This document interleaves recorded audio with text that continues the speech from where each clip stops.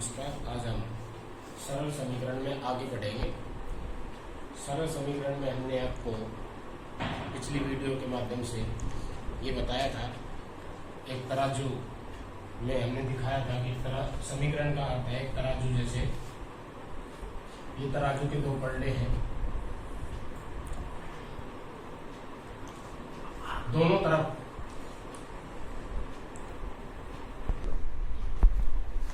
तो हमने पिछले वीडियो में आपको तराजू के माध्यम से समझाया था कि एक तरफ चर राशि है और एक तरफ अचर राशि, या एक तरफ चर और अचर दोनों का मिश्रण। तो इसका मतलब समीकरण का मतलब होता है दो पक्ष, एक बायां पक्ष और ये दायां पक्ष। और जब ये समीकरण में है तो दोनों पलड़े कैसे हैं? बराबर है दोनों। इसका मतलब है बायां पक्ष अगर दायां पक्ष के बराबर है तो ये समीकरण है तराजू।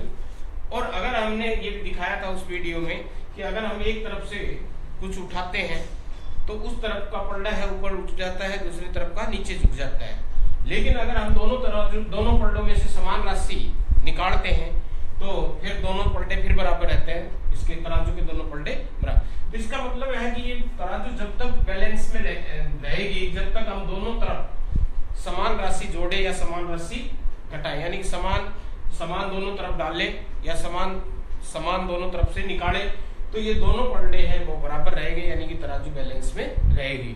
तो समीकरण का भी यही है कि समीकरण जब तक उसके समीकरण के बीच में बराबर का निशान होता है वो तब तक बराबर रहेगा जब तक कि हम दोनों तरफ सेम राशि को जोड़ दे, सेम राशि को घटा दे, सेम राशि से गुणा कर दे, सेम राशि से भाग कर दे। अब देखो, जैसे उदाहरण लेते हैं, एक समीकरण हमारे पास है 2x + 5 = 18 या 17। 2x + 5 = 17। अब इसमें दो पक्ष हैं, एक पक्ष ये है और एक पक्ष ये है।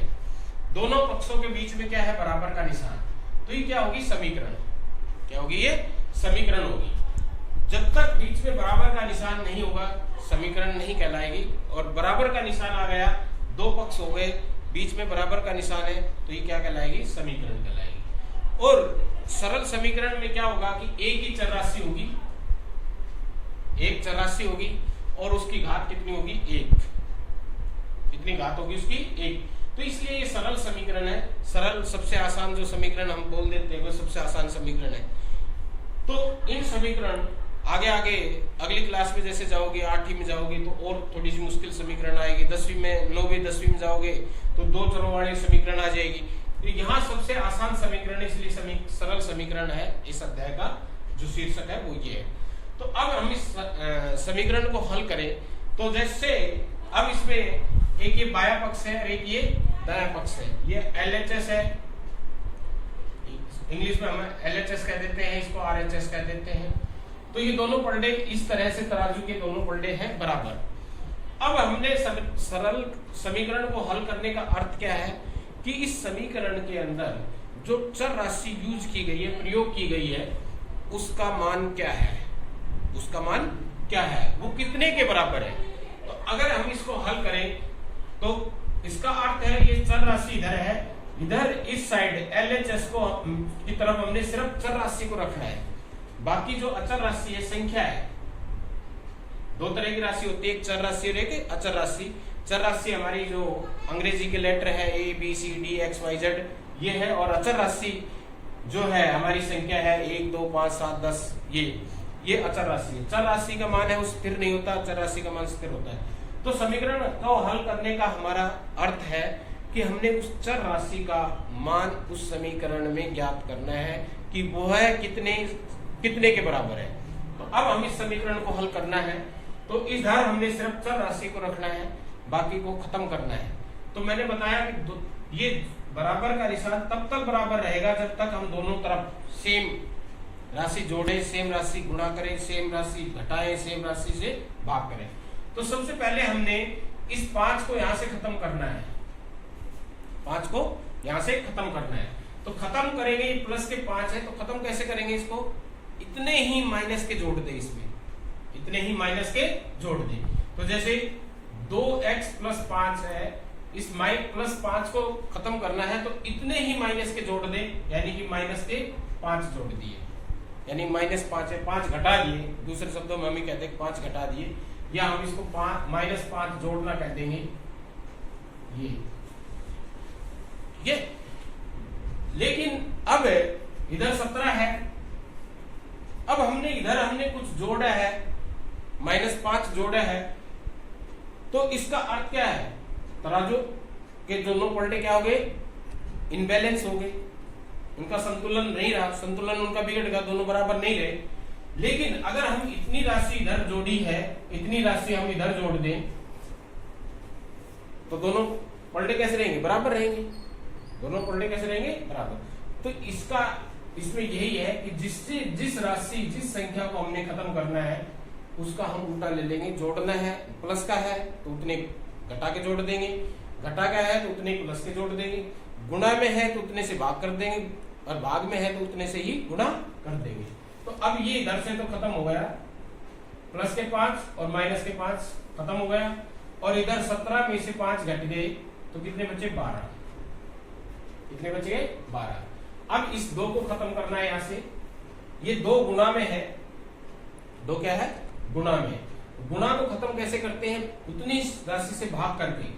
तो 2x है, ये 2 गुणा में है तो 2 से हमने भाग कर दिया, वही है। अब हमने इधर 2 से भाग किया और इधर हम नहीं करेंगे, तो वही है, तराजू के पलटे हैं वो इनबैलेंस हो जाएंगे, उनका संतुलन नहीं रहेगा।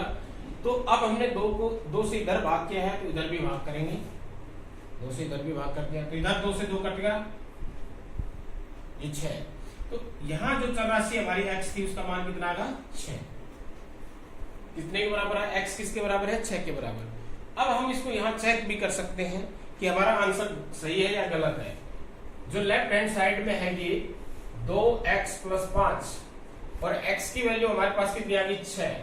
2 और x क्या हो रहे, गुणा, तो x की जगह हमने 6 रखा, 6 दूनी 12 प्लस में 5, बोडोमास का नियम लग गया, पहले गुणा करेंगे और फिर प्लस करेंगे, तो 6 दूनी 12, 12 + 5 कितने हो गए, 17। और राइट हैंड साइड में कितने हैं, 17। तो x की जगह हमने 6 रखा, तो लेफ्ट हैंड साइड का जो मान है वो कितना है, 17, और राइट हैंड साइड में कितना है, 17। इस प्रकार से ये हमें ये पता चल गया कि ये हमारा जो आंसर आया x = 6 ये सही है। तो ये इस तरह से हम समीकरण को हल करते हैं।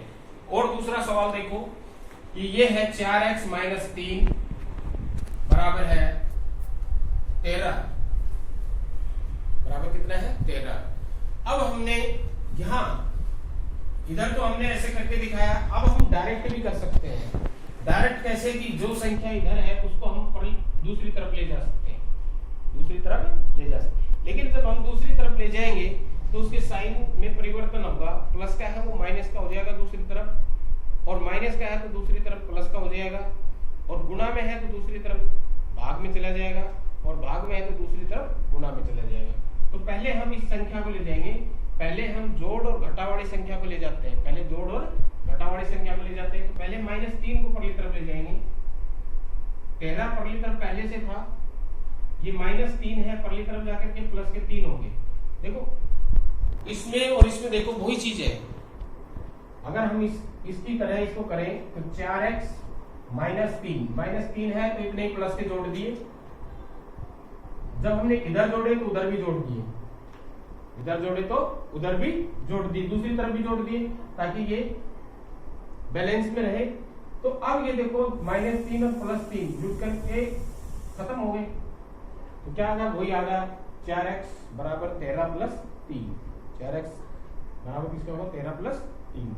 तो ये होगा 4x = 13, कितने हो गए, 16। अब इस 4 को खत्म करना है, ये इधर गुणा में है तो दूसरी तरफ ले जाएंगे तो किसमें चला जाएगा, ये भाग में, इसमें चला जाएगा भाग में। तो 4 से 16 को भाग करें, 4 चौक 16, x बराबर किसके आएगा, 4। तो यहाँ x की जो वैल्यू है वो कितनी आई, 4।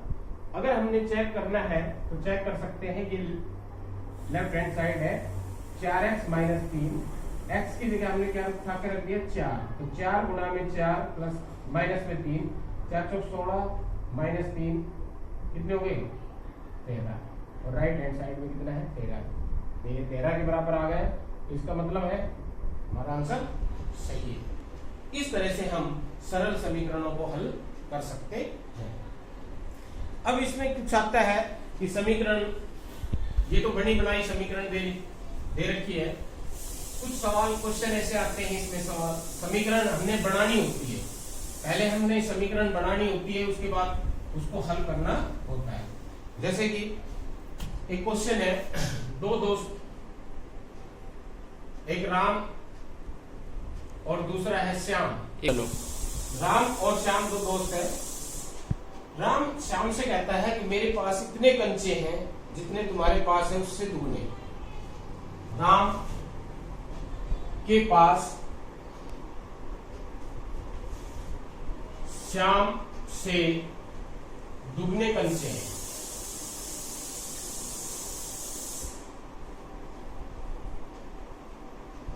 और दोनों के पास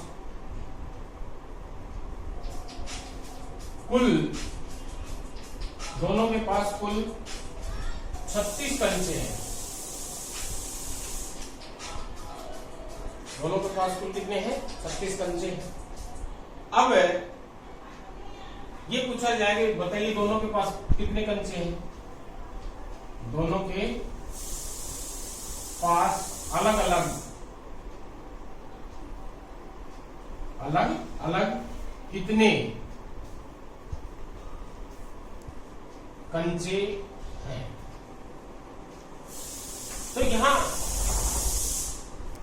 एक पहली सी उसने पूछ ली, तो उसमें पहले हमने समीकरण बनानी होगी। समीकरण को हल करेंगे तो हमें पता चल जाएगा कि दोनों के पास कितने कितने कंचे हैं।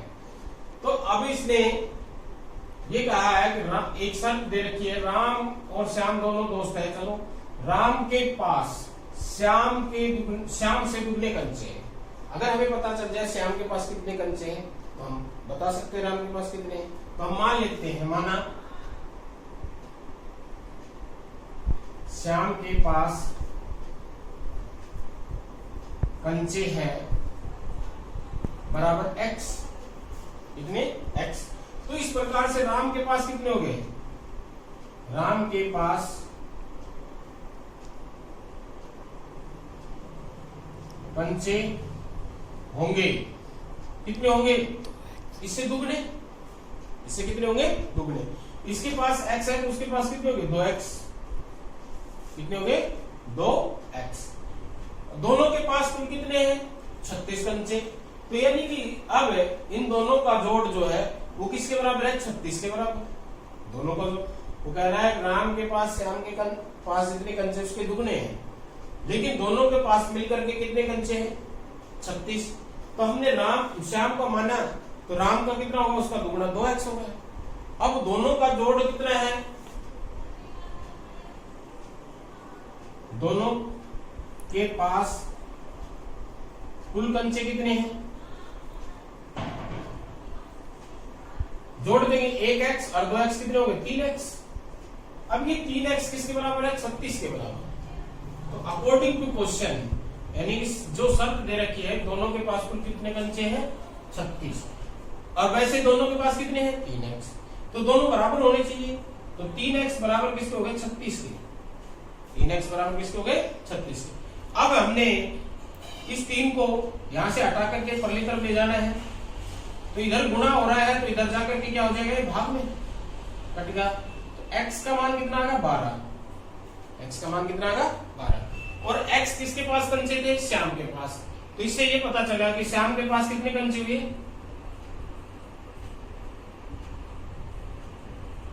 कंचे हैं 12। और राम के पास कितने हुए? इससे दुगने, इससे कितने? दुगने, यानी कि 2 गुणा में 12, कितने हो गए? 24।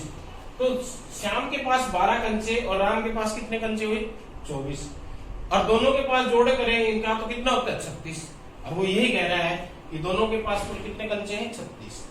इस तरह से पहले हम इसके समीकरण बनाएंगे, जैसे कि यहाँ समीकरण बन गई इसकी, और समीकरण बनने के बाद उसी तरह इसको हल कर लेंगे। और देखो एक क्वेश्चन, इसी तरह का एक क्वेश्चन और है, लेते हैं।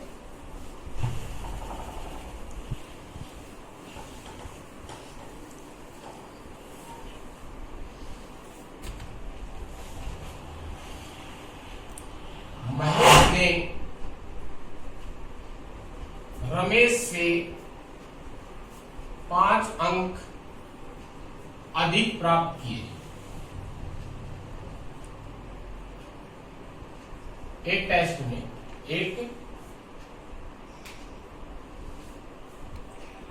में महेश ने रमेश से 5 अंक अधिक प्राप्त किए।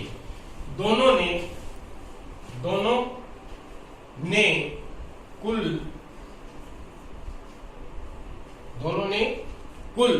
75 अंक प्राप्त किए।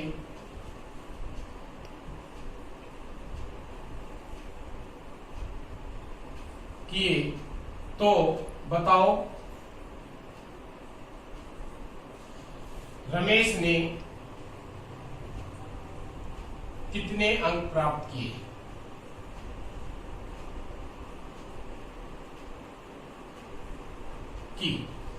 अब ये कह रहा है एक टेस्ट में महेश ने रमेश से 5 अंक ज्यादा प्राप्त किए। यानी कि अगर हमें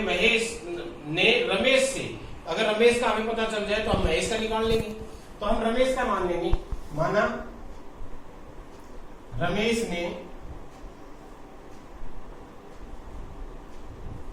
अंक प्राप्त किए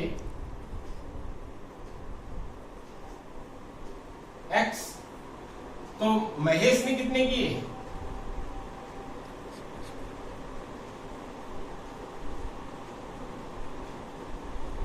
कितने प्राप्त किए? इससे 5 ज्यादा। तो हमने जैसे गुणा के लिए गुणा किया था, ज्यादा के लिए हम जोड़ देंगे। 5 जोड़ दिया, 5 जोड़ दिया। जैसे कि अगर कोई कहे कि एक ए ने 20 अंक प्राप्त करे और बी ने ए से 5 अंक ज्यादा प्राप्त किए। ए ने 20 अंक प्राप्त करे और बी ने ए से 5 अंक ज्यादा प्राप्त किए। तो हम कैसे ज्ञात करेंगे? 20 + 5 बराबर 25। तो यहाँ दोनों अचल राशि थी तो ये दोनों जुड़ करके 25 हो गई। लेकिन यहाँ रमेश ने x माना हमने और महेश ने उससे 5 ज्यादा लिए। तो हमने यहाँ क्या किया था? 20 + 5 किया था, इसमें 5 जोड़ दिया था, ए में 5 जोड़ दिया था। तो यहाँ हमने रमेश के प्राप्त अंकों में 5 जोड़ना। तो रमेश ने x प्राप्त किया और उसमें हमने 5 जोड़ दिया। क्योंकि यहाँ ये चर राशि है, ये अचल राशि है, तो ये दोनों हमने जोड़ना है, तो इनके बीच में हमने प्लस का निशान लगा दिए। तो इसने कितना किया? x + 5। दोनों ने कुल कितने प्राप्त किए? ने कुल अंक प्राप्त किए। तो क्या करेंगे? अब हम इन दोनों को जोड़ देंगे। जब हम इन दोनों को जोड़ेंगे तो ये दोनों एक जैसी चर राशि है, सेम चर राशि है। तो बीजगणित की भाषा में इसे समान पद बोलते हैं। तो समान पद है वो जुड़ जाएंगे। तो 1x और 1x कितने हो गए? 2x। ये अचल राशि है, ये प्लस में ही जुड़ेगी, प्लस के 5। ये इसके साथ प्लस के साइन से जुड़ेगी। तो ये होगा 2x + 5। ये दोनों सेम चर राशि थी इसलिए जुड़ गई। जैसे कि हम जोड़ देते हैं, एक पेन और एक पेन कितने हो गए? 2 पेन। तो यहाँ 1x और 1x कितने हो गए? 2x। ठीक है, तो ये 2x हो गए। ये अचल राशि है तो ये प्लस के साइन से जुड़ गई 5x। अब अकॉर्डिंग टू क्वेश्चन क्या कहता है कि इन दोनों का योग है 75। कितना है? 75। तो हम रख देंगे 2x + 5 बराबर 75। अब हम इस 5 को परली तरफ ले जाएंगे, राइट हैंड साइड की तरफ ले जाएंगे। लेफ्ट हैंड साइड से इधर ले गए तो ये प्लस का था तो माइनस का होगा 5, साइन चेंज हो गया। तो 2x बराबर 75 में से 5, ये दोनों अचल राशि है तो घट जाएगा। 75 में से 5 गया कितना बचा? 70। अब हम इस 2 को इधर ले जाएंगे, ये गुणा में है तो पहली तरफ जाके क्या होगा? भाग में। 2 से कटेगा 70, कितने? 35। x का मान क्या आएगा? 35। और x किसका अंक थे? किसके अंक थे? x रमेश के। तो रमेश ने कितने अंक प्राप्त करे? रमेश ने अंक प्राप्त किए बराबर 35 और महेश ने कितने किए? इससे 5 ज्यादा। तो 35 + 5 40 अंक प्राप्त। चेक करने के लिए इन दोनों का जोड़ हमने कितना लेना है? 75। तो दोनों का जोड़ 75 आ रहा है। तो इससे ये सिद्ध होता है कि सही सवाल सही है।